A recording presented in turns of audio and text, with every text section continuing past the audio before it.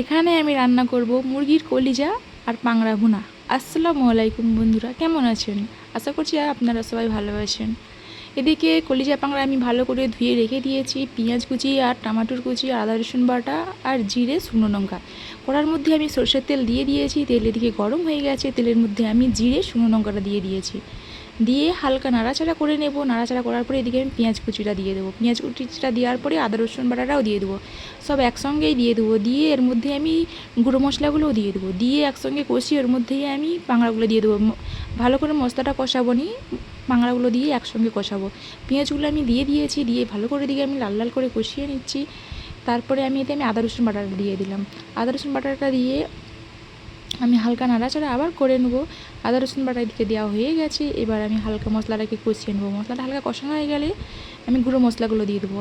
প্রচুর টেস্টি হয়েছিল, অনেক স্বাদিষ্ট হয়েছিল, খুব মজা হয়েছিল। জানু খেয়েছিল, খেয়ে বলছে ভালোই হয়েছে। এদিকে ভালো করে আমি আদা রসুন বাটা আর পেঁয়াজ দুটোই ভালো করে মিশিয়ে নিয়েছি।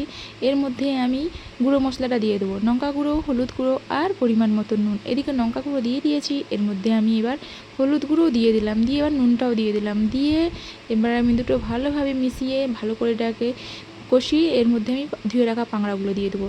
দেওয়া হয়ে গেছে। এবার এই মশলাটাকে ভালো করে কষিয়ে নিচ্ছি। লাল লাল করে ভালোভাবে কষানো হয়ে গেছে। এবার আমি ধুয়ে রাখা পাংড়াগুলো দিয়ে দেবো। আপনারা এরকম বাড়িতে রান্না করে খাবেন, খুব টেস্টি হবে। মশলাটা কষিয়ে ভালো করে কষালে যত কষাবে তত টেস্টি বাড়বে।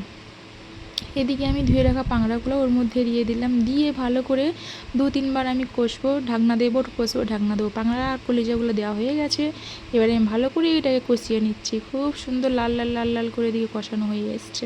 এবার আমি চাপাটা দিয়ে দেবো। এদিকে কষানো হয়ে গেছে, এদিকে চাপাটা আমি দিয়ে দিলাম। চাপাটা দিয়ে আবার কিছুক্ষণ পরে চাপা খুলবো। এরকম 3-4 বার করতে হবে, তাহলে ভালোভাবে কষানো হবে। এদিকে আবার আমি ঢাকনাটা খুলে দিলাম। এদিকে পাংড়া থেকে সব জল মরে গেছে। তারপরে আবার ভালো করে আমি কষিয়ে নিচ্ছি। এদিকে ভালোভাবেই কষানো হয়ে গেছে। এর মধ্যে আমি কেটে রাখা টমাটোরগুলোও দিয়ে দিলাম। টমাটোরগুলো দেওয়া হয়ে গেছে। ভালো করে টমাটোর আর পাংড়া কলিজা ভালো করে কষিয়ে নিচ্ছি। কষানো ভালোভাবে হয়ে গেলে আমি আর এতে কোনো আর পানি দেবো না। এতে তারপরে আমি জিরে গুঁড়ো দিয়ে এটাকে নামিয়ে নেব।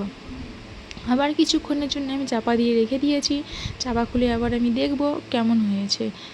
চাপা খুলে দেখছি এদিকে খুব সুন্দরভাবে টমাটোর আর পাংড়া ভালোইভাবে মেশানো হয়ে গেছে, ভালোভাবে কষানো হয়ে গেছে লাল লাল করে।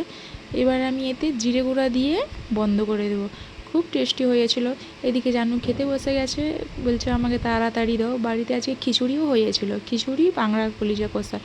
দেখতে দেখতে পাংড়ার কলিজা কষা হয়ে গেছে। এবার আমি ঠিকঠাক করে এর উপর দিয়ে আমি জিরে গুঁড়োটা দিয়ে দেবো। এতে আমি আর কোনো পানিও দিলাম না, আর কিছুই করলাম না, হয়ে গেছে। এবার আমি ভেজে রাখা জিরে গুঁড়োগুলো দিয়ে দিলাম। দিয়ে ভালো করে আমি ঢাকা দিয়ে এবার রেখে দিলাম। এদিকে আমি জানুকে খেতে দিয়ে দিয়েছি পাংড়ার কলিজা কষা আর হচ্ছে যে খিচুড়ি। দেখুন বন্ধুরা, খুব সুন্দর একটা কালার এসেছে, কোনো পানি আর নেই, পুরো পানি মরে গেছে, খুব সুন্দর হয়েছে।